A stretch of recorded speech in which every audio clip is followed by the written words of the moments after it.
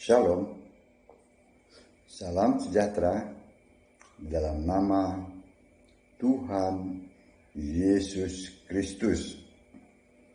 Tetap bersama saya, Pendeta Binsar Sianipar, BBS dari Gereja Alkitab Allah Esa. Bapak Ibu sekalian yang saya kasihi di dalam nama Tuhan Yesus Kristus, kita akan membahas mengenai kata pengantara, ya. Dengan demikian kita akan dapat menarik kesimpulan, ya, bahwa siapa pengantara itu, ya, lalu statusnya, ya, kan kesimpulannya harus ada dong. Amin. Nah, kata pengantara itu ada di Alkitab, ya. Yang pertama, pengantara dengan P, yaitu huruf besar, ya. Juga pengantara dengan P huruf kecil. Kita akan membahas pengantara dengan P huruf kecil dulu, ya. Pertama, pengantara pakai huruf P kecil itu, ya, artinya, ya, status Yesus sebagai penghubung, ya. Jadi dia mewakili banyak orang. Nah, jadi pengantara itu yang P-nya huruf kecil itu adalah penghubung, ya. Galatia 3 ayat 20. Seorang pengantara bukan mewakili satu orang saja, nah, kan? Sedangkan Allah adalah satu. Jadi penghubung, ya, antara manusia dan Allah. Itu, ya. Kita lihat dalam 1 Timotius 2 ayat 5. Karena Allah itu Esa pula dia yang menjadi pengantara, ya, P-nya huruf kecil, ya, antara Allah dan manusia, yaitu manusia Kristus Yesus. Nah, jelas kan masih bahwa pengantara itu adalah penghubung. Tapi ingat, P-nya huruf kecil, ya, penghubung antara Allah dan manusia, ya. 1 Yohanes 2 ayat 1. Seorang pengantara kepada Bapa, yaitu Yesus Kristus yang adil. Ya. Sekali lagi, pengantara di sini adalah penghubung, ya, P-nya huruf kecil, ya. Nah, lalu kita lihat yang kedua, pengantara, kata pengantara dengan P huruf besar, P-nya, ya, artinya, ya, juru selamat. Jadi pengantara dengan P huruf besar itu artinya juru selamat.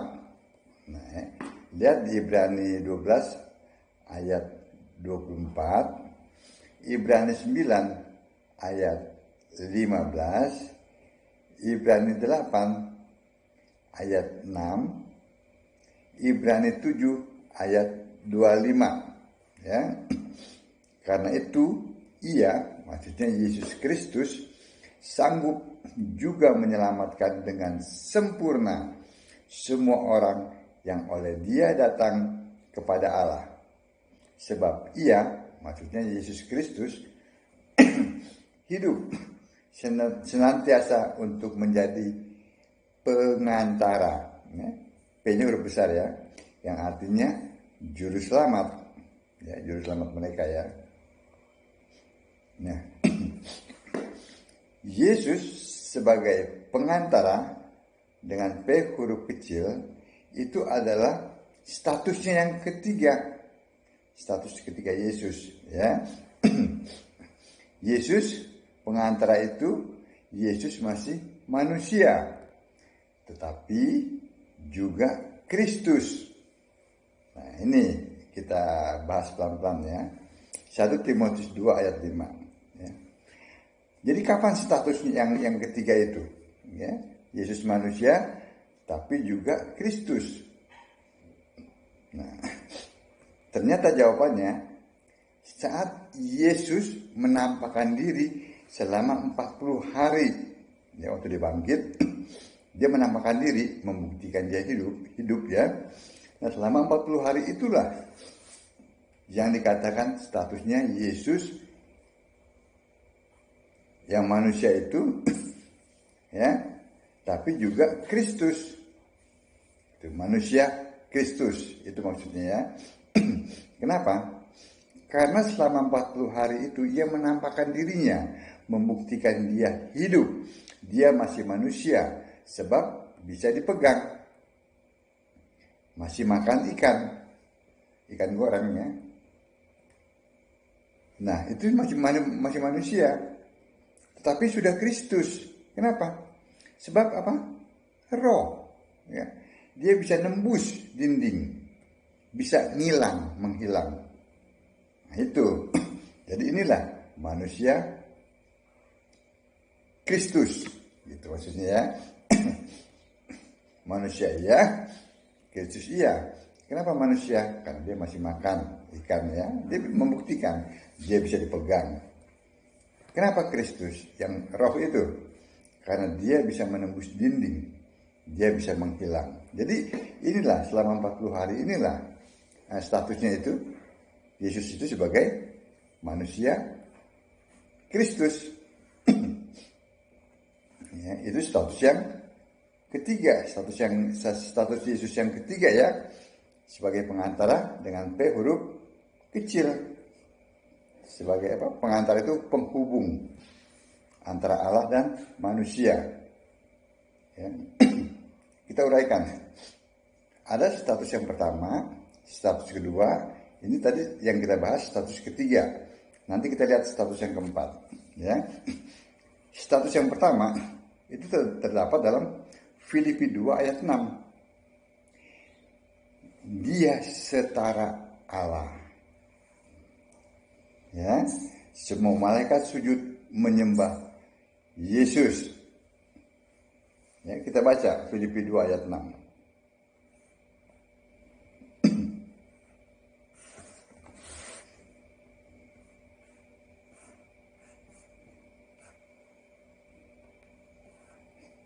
Yang walaupun dalam rupa Allah tidak menganggap kesetaraan dengan Allah itu sebagai milik yang harus dipertahankan. Nah, kan? Itu status yang pertama. Di mana malaikat menyembah dia, ya. Lihat dalam Ibrani ya. Ibrani 1 ayat 6.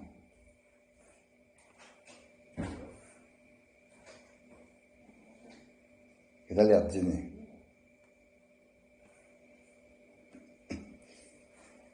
Dan ketika ia membawa pula anaknya yang sulung ke dunia, ia berkata, semua malaikat Allah harus menyembah dia. Nah, itu status yang pertama. Lalu kita lihat status yang kedua. Dalam Filipi juga. Filipi 2 ayat 7-nya. 7-8 ya.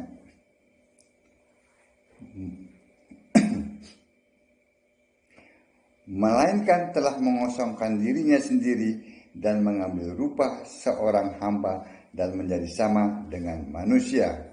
Jadi status yang pertama itu sebagai setara dengan Allah. Dan status yang kedua, dia sebagai hamba. Ya. Dan dalam keadaan sebagai manusia, ia telah merendahkan dirinya dan taat sampai mati. Bahkan sampai mati di kayu salib. Ya. Status pertama setara Allah, semua malaikat menyembah dia. Status yang kedua, dia menjadi hamba. Amin.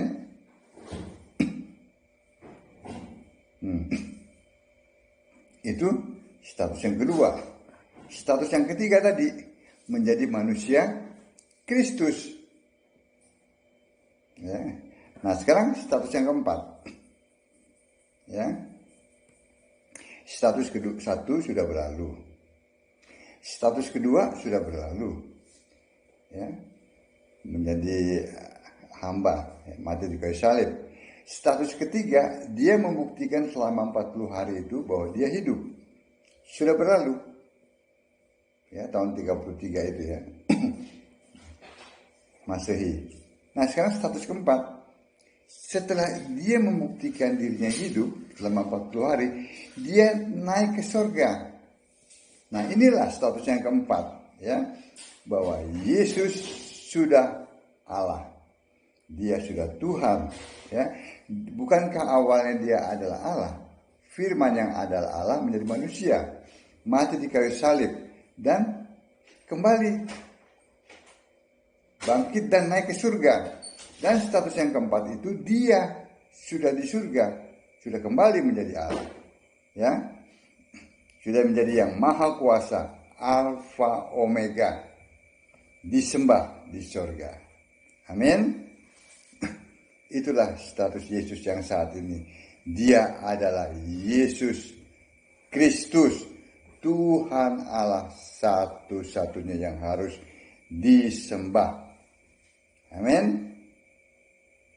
Kiranya apa yang saya sampaikan ini dengan bahasa-bahasa yang sederhana dapat terus memotivasi Bapak Ibu sekalian untuk lebih lagi baca Alkitab dan menyembah Yesus sebagai satu-satunya Tuhan Allah yang benar. Maka Bapak Ibu akan selamat. Shalom.